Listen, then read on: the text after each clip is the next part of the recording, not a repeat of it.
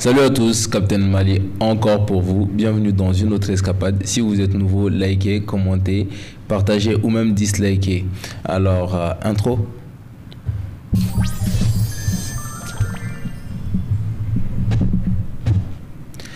Alors, guys, qu'est-ce que j'ai vu sur les réseaux sociaux aujourd'hui?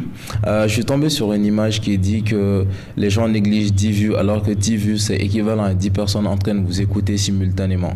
Et je voulais prendre le temps de remercier toutes les personnes qui like, qui commentent et qui partagent partout sur toutes les plateformes. C'est inestimable. C'est vrai qu'on n'a pas besoin de millions de vues. En soi, avoir des millions de personnes qui vous écoutent simultanément, c'est un des bienfaits des réseaux sociaux. Mais avoir, on va dire, des gens qui sont attentifs avec vous, qui prennent le temps de commenter, c'est inestimable. Merci beaucoup. Alors, j'ai lu un peu partout, les gens parlent du président Trump. Partout, il est condescendant, il est spécial. J'ai même lu sur la page de mon bon grand frère Youssouf Mangara qu'il est authentique.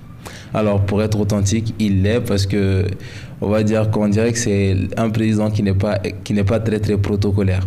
Alors, il a reçu dans un, je ne sais pas un sommet officiel, mais il a reçu quelques présidents africains aux États-Unis, à la Maison Blanche. Et de ce que j'ai vu, parce que j'ai regardé la vidéo, ça parlait beaucoup de deals, ça parlait d'immigration et ça parlait de politique entre les deux pays. Beaucoup de fleurs étaient jetées au président Trump, mais les gens se sont indignés à cause de cette séquence qu'on va vous jouer tout de suite.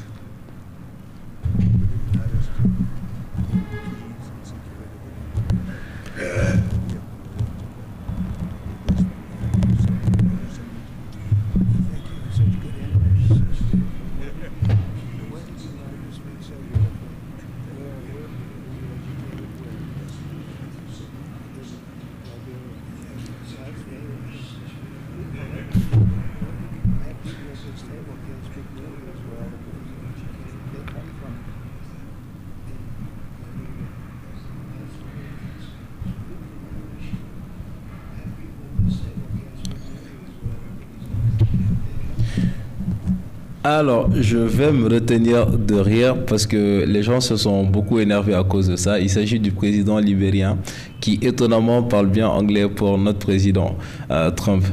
Alors, est-ce que ça vaut indignation? Je ne sais pas, mais vu l'expression, on dirait une touche de condescendance et un peu de désinvolture par la manière de poser la question. Est-ce que c'est la première fois qu'il tient une telle posture devant un président? Est-ce que c'est parce que le président est forcément noir? Je ne pense pas, parce que vous trouverez des séquences avec le président réagissant de l'exacte même manière avec d'autres présidents qui ne sont pas noirs et qui ne sont pas africains. Donc voilà, Trump being Trump. Alors, dans une autre partie, il est en train d'affirmer qu'il parle mieux anglais que certaines personnes qui sont autour de cette table. Je pense qu'il fait allusion à certaines personnes qui sont américains. Donc, qu'est-ce qu'il faut comprendre? Je pense que authentique, c'est vraiment le mot pour décrire ça. Et j'ai fait quelques petites recherches. Avant d'arriver là, j'ai vu sur une séquence que les gens qui... Je ne sais pas si c'est une équipe de production ou si c'est l'équipe officielle de la Maison Blanche, mais ça m'a fait beaucoup rire de voir qu'ils avaient des soucis techniques avec la traduction à un moment donné, où la dame chuchotait que le micro de la traductrice ou du traducteur ne fonctionnait pas. On va vous mettre aussi cette séquence. Comme quoi, les petits flops comme ça arrive partout dans le monde.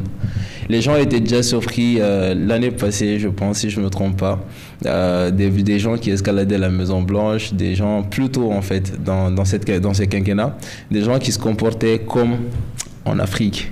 Donc, qu'est-ce qu'il faut retenir comme leçon? Je vous laisse la barre de commentaires en fait.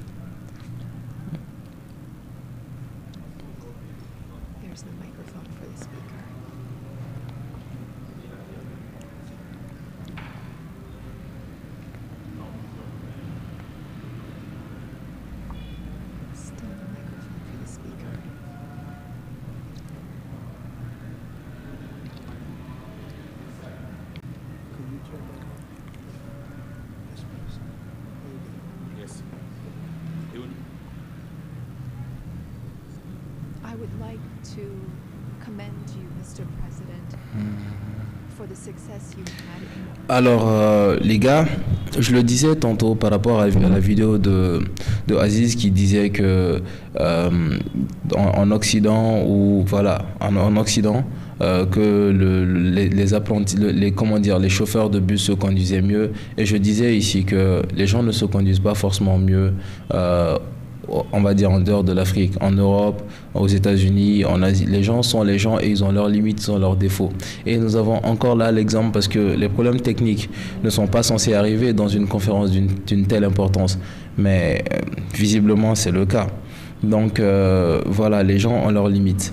Et la dernière image qui a beaucoup défrayé les chroniques, que j'ai vue sur une page et sur plusieurs pages même, qui repartagent le fait que le président américain soit assis et que les autres présidents soient debout, et les gens trouvaient que c'était du manque de respect.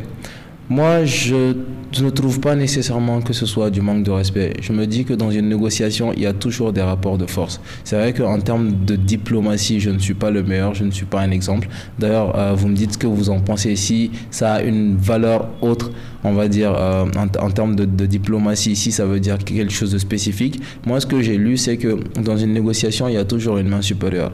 Il y a toujours une personne qui domine les négociations, qui domine les débats. Et tout au long de l'interview que j'ai regardé sur la page de la présidente de 59 minutes, je vois en fait le président américain montre sa domination, il montre sa présence et il montre clairement que ce n'est pas le même niveau avec nos présidents.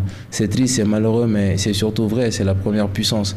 Et tous les présidents qui étaient autour de la table demandaient des deals, négociaient des opportunités d'investissement.